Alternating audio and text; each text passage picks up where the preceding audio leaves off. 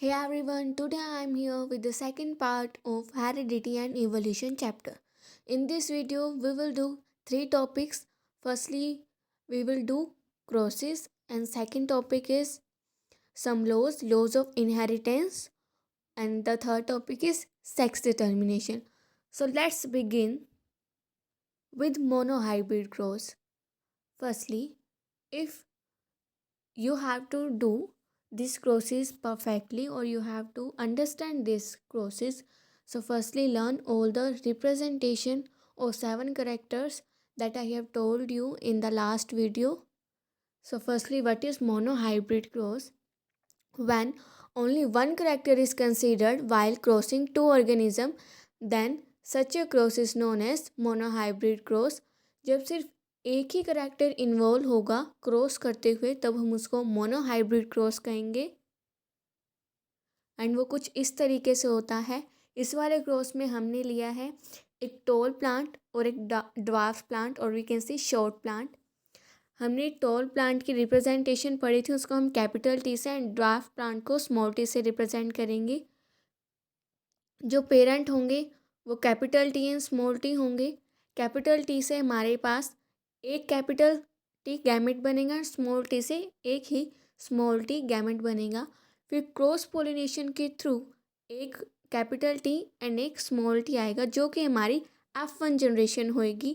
Then self pollination के through gametes हमारे पास क्या क्या आ गए, capital T and small T, capital T and small T.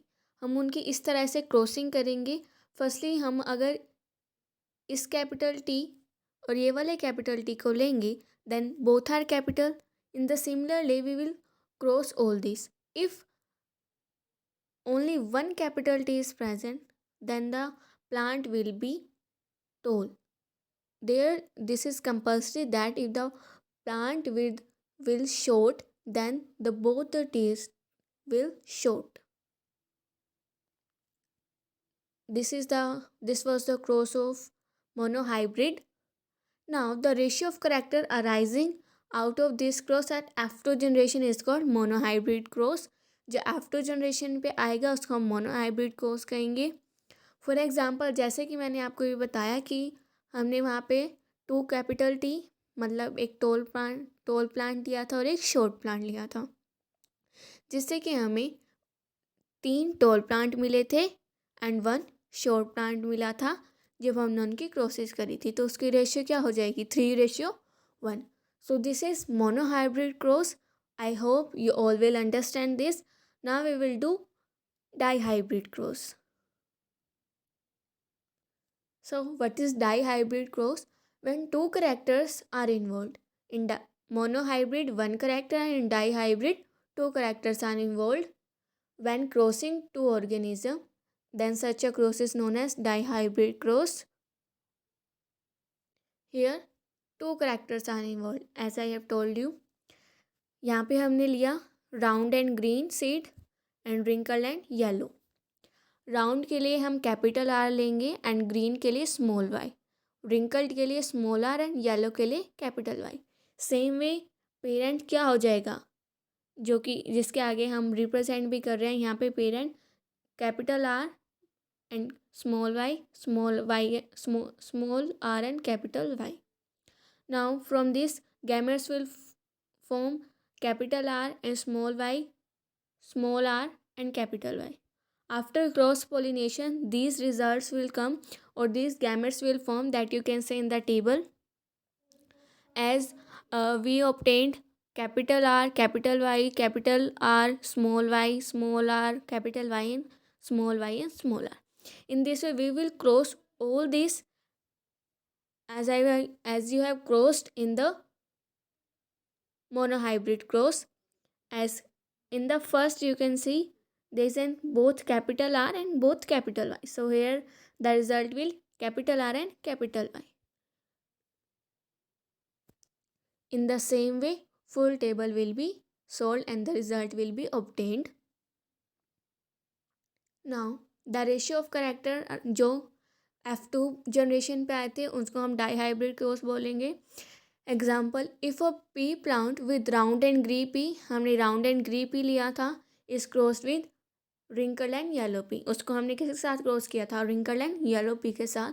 So the first generation plant would all have round and green. जो first generation के पास होंगे वो round and green होंगे, और जब वो उनको क्रॉस करेंगे तो जो लास्ट में रिजल्ट ऑब्टेन होते हैं उनको हम F2 जनरेशन बोलते हैं, एंड जो फर्स्ट स्टेज होता है उसको हम F1 जनरेशन बोलेंगे. एंड हमने वहाँ पे क्या ऑब्जर्व किया कि we would observe 4 combination of character. उसमें हम 4 कॉम्बिनेशन ऑफ करेक्टर को इन्वॉल्व करेंगे जिसकी रेशियो होगी 9:3:3:1. सो ये क्या किसकी रेशियो होगी? डाई हाइब्रिड क्रॉस की. This is about dihybrid cross. So these are 2 topics or these are 2 crosses that are in our syllabus. So now the next topic is law of inheritance. These are the 3 laws of inheritance that is given by Mendel's. First is law of dominance. Some alleles are dominant while other are recessive. In the last video I have told you about dominant and recessive traits. The same thing is written here. An organism with at least one dominant allele will display the effect of dominant allele. As the name suggests, law of dominance means जो rule करेगा. तो इसके लिए हमें ये चाहिए कि at least one allele dominant हो, जो कि dominant allele को रिप्रेजेंट करेगा, डिस्प्ले करेगा. इसी को हम लॉ ऑफ डोमिनेंस करेंगे. Next is law of segregation. ये हमारा गैमेट फॉर्मेशन के थ्रू लॉ ऑफ सेग्रीगेशन देखते हैं हम. The allele of each gene segregate from each other so that each gamete carries only one allele for each gene. As gamete formation के through जो हर एक एलील है वो सेपरेट हो जाता है ताकि उसे अपना only one allele for each gene, ताकि एक एलील के लिए एक ही जीन बचे.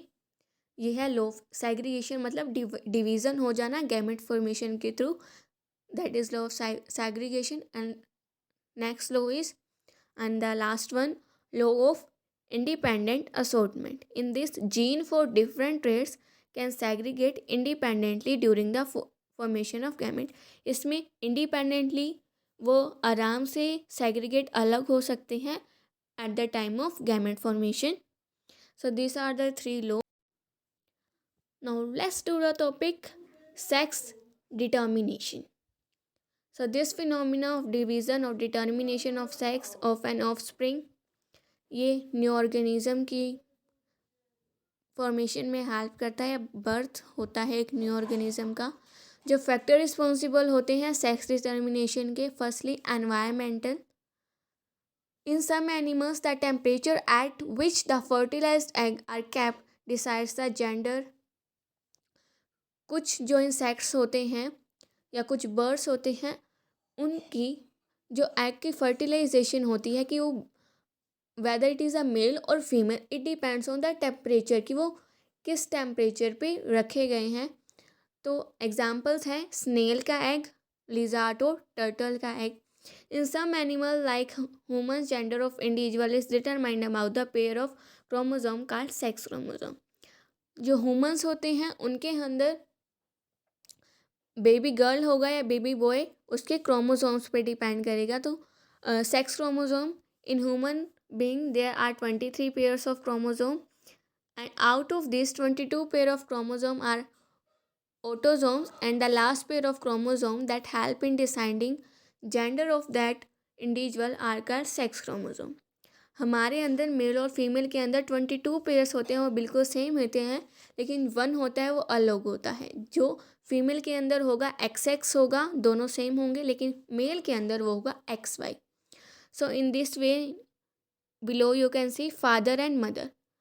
If we will do cross as mother had X and father have XY. If father releases Y chromosome and mother X will release, so baby boy will born. And if father releases X and mother is also releasing X chromosome, then a baby girl will form or a female will born.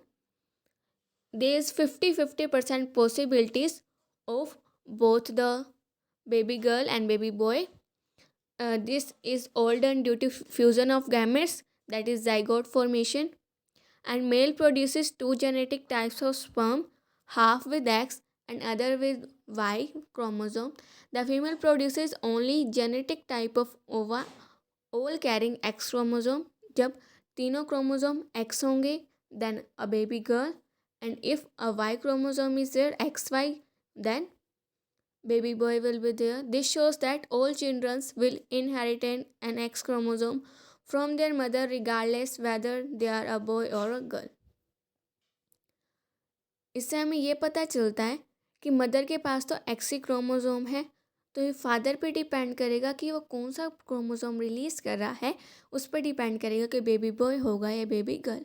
The sex of children में determined by what they inherited from their father, not by their mother.